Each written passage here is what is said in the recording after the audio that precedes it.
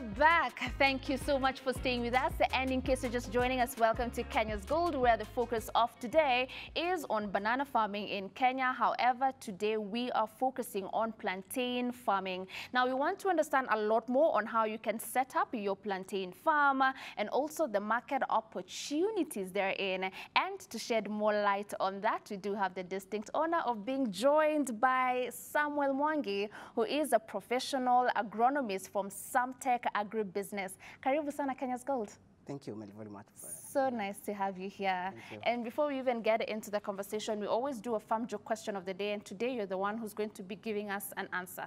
Sawa. Thank you. Na swali ya leo ni, farm joke question is, why are bananas never lonely? Okay?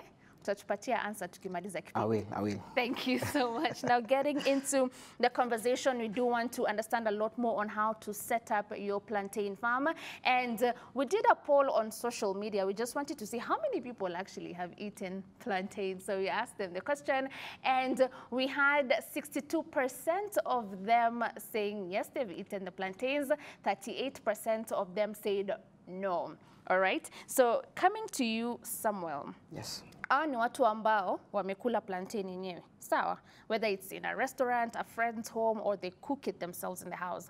Lakini tukitembea kwa wakulima huko in different parts of the country, utakuta kuna mwingine atakwambia hiyo bado sijaijua. So it becomes very hard to push for planting plantain, yet they don't even know what that plantain is, right? Is there much awareness? Tuanze hapo kwa awareness, where people are being taught what this plantain variety is, what are the health benefits of the plantain, so that wako na msukumo fulani ya kwenda kupanda hii plantain. Is that happening? I think in terms of the awareness on plantain plant, haiko, hakuna. Most farmers even out there still don't understand what this plantain is, bearing in mind it's also a banana. Unajua kuna mtu atasema tu ni ile ndizi ya kawaida, right, but it's not. So in terms of awareness, I think we still have a challenge and there's none of it. Right. So we need to put more effort into Yes, that. yes. Kama vile tuko hapa, all the people who are watching right now are getting more aware about plantains, sure. right? Yeah. Great. So now getting into the plantain itself, from the farm ambaye tumemwona kwa feature ya leo, it's very evident that there are a lot of benefits of plantain. Hata kimfuko, you get more money out of it. So if I want to get into it, if I'm looking at the ecological factors, rainfall, soil, temperatures, what should I look out for? Where does plantain thrive best? To start with, plantain by itself, being not very or common to farmers in Kenya, inataka well-known environments to start with. And the first thing about plantain, to be specific, inataka climate that is a bit hot and humid at the same time.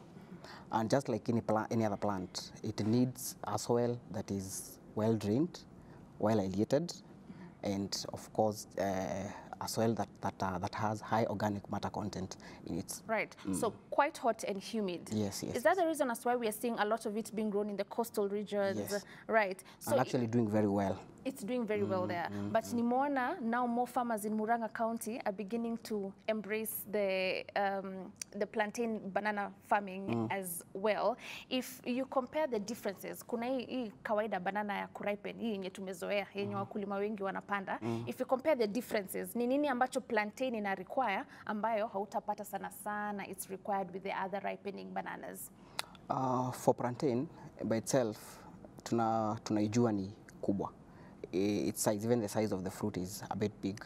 So even in terms of feeding, where the basic needs, like the well aerated soil, which has high organic matter and of course has high nutritional values, unapata plantain inaweza kufanya vizuri kwa hizo zones ambazo mchanga yenyewe iko na zile rotuba kwenye mchanga. Na pia ukiangalia kama hii plantain, you've talked about people who are doing it in Murang'a County. Wale watu, what they have done is that you also check the varieties that does well in those areas. I think that is now what brings the differences. You need to know which variety will do well in my climatic zone. Right. Yes. Naturally, are bananas heavy feeders when it comes to water and nutrients? Definitely they are.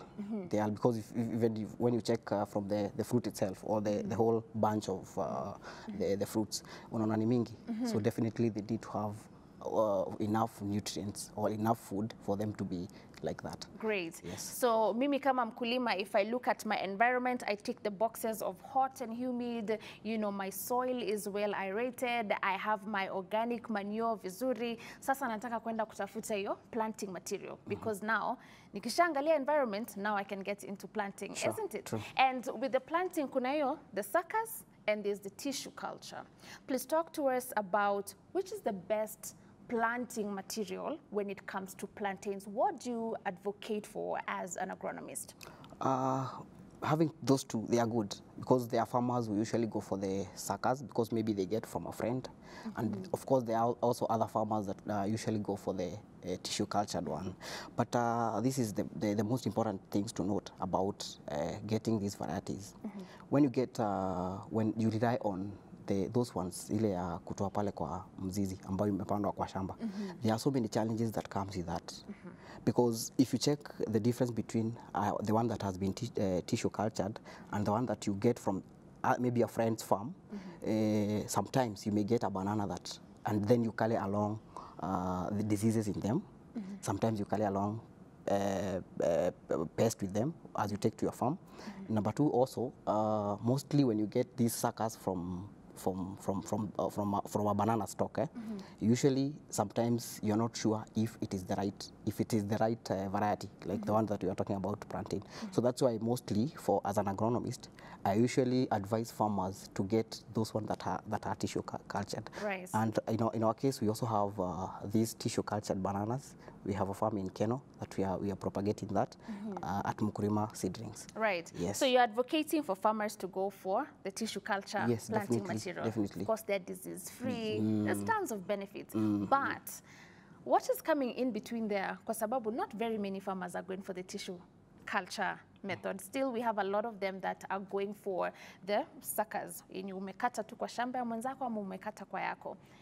Do we have enough propagators in the tissue culture space tuanzie tu hapo that you can supply this planting material consistently across the year to the different farmers? Ama inafika mahali tunakwama, inabidi sasa acha ningoje ama nirudie the suckers as usual. Do we have enough?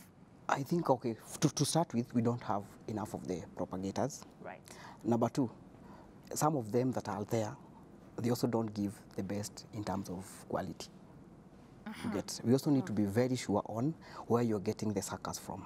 Because that is maybe, even a farmer will get the same plantain and maybe plant it to his or her farm, and then later he realized that it is not the best variety that he got it. So unaona pia farmers, of course, Kenyan farmers will say, sasa kama nilitoa mahali kwingine haikuwa mzuri, then I can just get the sucker. So that the first thing on is the fact that we don't have enough propagators, and we don't have propagators that does it well or sell what is required. That's a crisis. That's a crisis, of because course. we're encouraging our farmers to go the tissue culture way, but then we're struggling with having very qualified people who really understand the propagation through tissue culture. Yes. Are we, so what's the way forward, moving forward? Are we investing more in research centers? Kuna mahali ambapo we are recruiting young people, we are teaching them about this propagation through tissue culture, because then we can't continue asking our farmers to go the tissue culture way, yet we are not very confident about the ones who are propagating through tissue culture. What's the way forward? I think the way forward is at least for those who are doing it the best. And the first thing is that for those who are doing it the best, they just continue like that. But if you check on what you've mentioned about can we have confidence? Now the fact that we have people who are not doing right. But I think for these, you see now planting is now getting common day in, day out. So of course, in terms of getting the varieties, we need to have these people, or we need to encourage even us as young people to get into the researches that like you are doing, so that at least we can offer farmers with the best planting materials, not only for these bananas, but of course for other varieties of crop. Right. Yes. So you see, if you look at other agri-sectors, let's say if you look at coffee, if you look at flowers, there is boards and centers that represent these units. Okay, so whether it's tea, whether it's coffee, and you'll find that when these people come together, it's very easy for them to discuss about, we need to revive our coffee research center, we need to revive our macadamia research center. For bananas, I'm yet to hear that there is, you know, a board or a body that represents banana farmers or a research center that used to be there for bananas, because unless we have that, we're going to be really stuck in our traditional ways of just doing bananas for subsistence. Is that something that we need to put effort in right now? Yes, it's an area that need to be checked, because we understand that for, like you've mentioned about coffee boards, we have other boards that are usually, you see what this helps. It helps even making policies. You're even able, as farmers come together, you're even able to bargain your prices, because now you are together. You are also able to even look for market, because at least you have the quantity of these bananas. So I think I would also urge, even as these plantain get common in our country, I think these farmers should also create these things like we've talked about, the coffee, Yes, the boards and all that, so that they come together, and then they can be able to form those bonds that are strong, and so that they can also be able to market their produce. Kwa nini mpaka sasa haijafanyika? Given that we eat a lot of bananas, you know, I'm thinking about how banana is a fruit that is common in almost every single person's household. So why until now we don't have a proper representation of such, you know, an agri sector? Now usisahau pia, when it comes to value addition, bananas can do very well a lot. Yet you bump into bananas zimeozea kwa nyumba, zimeozea kwa soko. Tunaidharau ama what's up? I think if you check, like you've mentioned about the fact that most farmers hawajakuja pamoja, because that is happening. Because that's why you also hear prices of this kama bananas zinaenda chini, hakuna ama hata market. But I think this is the thing, and that is what even us as the agronomist we are doing. You know, sometimes farmers will not do that because of lack of knowledge that they can do that. You get? So farmers will not come together because hawana knowledge kwamba mkishikana pamoja mtengeneze bonds kama za coffee, mtengeneze sasa in terms of bananas, mtaweza kukua na ile threshold ya kuweza hata kubargain kwa market. So I think that just like you mentioned about awareness, we also need to create awareness to banana farmers so that they can come together and form those groups and show them the importance of doing the same. Right. Just very quickly, give me costings. If I go the tissue culture way, nikinunua seedlings kutoka hapo, how much are they sold for? So they're sold, of course, they varies, but they varies from 250 shillings to 500. That's per seedling? Yes. All right, great. All right, so a very interesting, insightful conversation we're having with Samuel from Samtech Agribusiness, a professional agronomist who's talking to us a lot more on all matters plantain farming in Kenya. When we come back from this break, we want you to shed more insights on, for that farmer who's going the Saka way, what do they need to look out for wakati wanachukua hiyo saka, so that they make sure it's disease free and it's also going to be high yielding. We'll be expecting those details from you when we come back from this short commercial break. Don't go anywhere.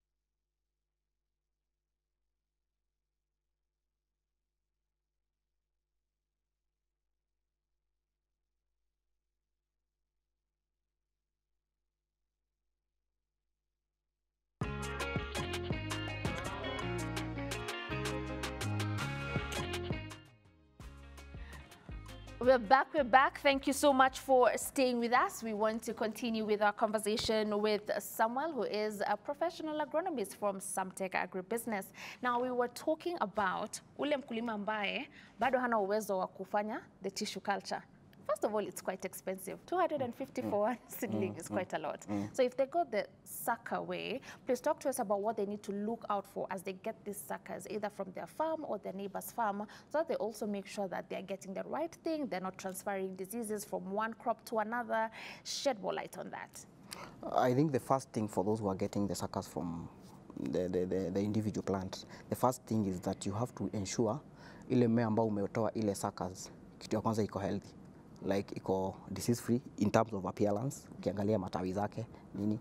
And then now when you narrow down now to the suckers itself, so you also need to check that sucker that is strong, it has good leaf, like it's showing some abilities to produce or to grow. Right. I think that is the best sucker that you can get. All right. And the roots, once you remove it, do you need, when you're transplanting it, do you remove the roots? Do you remove some of them? Do you keep them? What happens when you're preparing your sucker for transplanting? No, when you get it from the mother plant in a farm, you need to scoop it with some bit of soil so that you also don't destroy all the leaves from the base. Yeah, you have to get that sucker that of course has roots. Yes. Na utoi hizo roots. Utoi hizo roots. Unapanda ikiwa na hizo roots. All right. And once you remove your sucker, you've identified a good one. Now it's time for you to plant it elsewhere. How soon should you do it? I think basically for that one, if it's possible, you do it immediately. The better, because of course, remember it is like you have detached it from the mother plant. So definitely it need not to take a lot of time. Right. Ikiwa kama haijapandwa, right. Yes, because of the transplanting shock. So if it's possible to plant immediately, you do it. All right. Now, something I've seen with different farmers, and that's why we have you here as a professional agronomist, we've seen some remove the roots from the sucker. You know, once they get the sucker that they want, wanatoa hizo roots, and they have their reasons for doing that as they go and transplant it. So are they doing it the wrong way? Is it another way of planting the bananas? What is the accurate way of doing this? Because now we are seeing different farmers with a bit of different styles. We've talked about, remember, for those who understand it, ukitoa pale, we've talked about that the fact that you can transfer diseases or even pests from, but mostly diseases. Sometimes maybe I would not advise farmers to remove the roots, because of course that is what will now make the plant regenerate again. Right. Yeah, so, but some farmers will argue that they are removing the roots so that they also don't carry a lot of the soil, because of course the root will come with ikiwa imeshika ile mchanga ambao umetoa pale, and probably inaweza kuwa iko na magonjwa, so that's why you scoop off the soil. Right. Yes. But you can do it either way, but what you advocate for is to sitoe roots. Tupande ikiwa ikiwa kutoka vile imetoka pale, the way you've scooped it from the mother plant, when we transfer the same way. And you do it immediately? Yes. If possible? If possible. What are the if not possible, you can do it maybe 2 to 3 days before, of course, it shows sign that inaenda kudry. Or inakaa iko na transplanting shock. Great. Yes. Now, when you look at banana farms, they are very widely spaced. They need that, about 10 feet spacing, and that's a lot of space in your farm that you can take advantage of and intercrop with other crops. Please talk to us about compatible crops that I can integrate in my banana farm. Mostly for bananas. Remember, bananas are they are tall. So definitely the first cover crop that you can get is a crop that of course will not outshine the bananas. So definitely we need that crop that will grow underneath. And an example of a cover crop is like the sweet potatoes. All right. That is the best, because number one, it comes with different benefits. Like for one, they don't share the same diseases or pests. Right. Right? Number two, you see that cover also gives you a mulching benefit. A mulching benefit is a scenario whereby ile cover crop kama ni sweet potato vines, zikijitandaza huko chini ya mizizi, they retain the moisture. Right. And number two, in as much as they are retaining the moisture, they are also once they are used as cover crops, zinafanya kusikue na a lot of weeding. Right. So because weed will not grow from them. So sweet potatoes is a good compatible. It's a good compatible. Mboga za kienyeji, sukuma nini. Yeah, you can do them. You can have that. The point is, you don't grow crops that will of course be higher than Right. Got you. Yes. Thank you so very much, Samuel, for making time to be with us. And I'm very inspired. You're very young, very knowledgeable, a professional agronomist. Thank you so very much for flying the agricultural flag high. Thank you so much. Now, of course, as we wind up, you have to give me the answer to our farm joke question of the day. I'm Umesahau. And the question was, why are bananas never lonely? Samuel, what is the answer? Why are bananas never lonely? Because you take it, you peel it, you're left with the peel and the banana. Hey, overthink, say, overthink. And the answer is so simple. Because bananas come in bunches. Oh. They're always a group, always. So you'll never find one banana. They're never lonely. You get? All right. Thank you so very much, Samuel, for being with us today, being very generous with your time and knowledge. Thank you so much, our viewers, for being with us. We say a very big thanks, and with that, we've come to the end of the show. We'll see you again tomorrow with a lot more when it comes to all matters agriculture. Until then, do have yourselves a fantastic evening. My name is Violetta Ngina. Goodbye.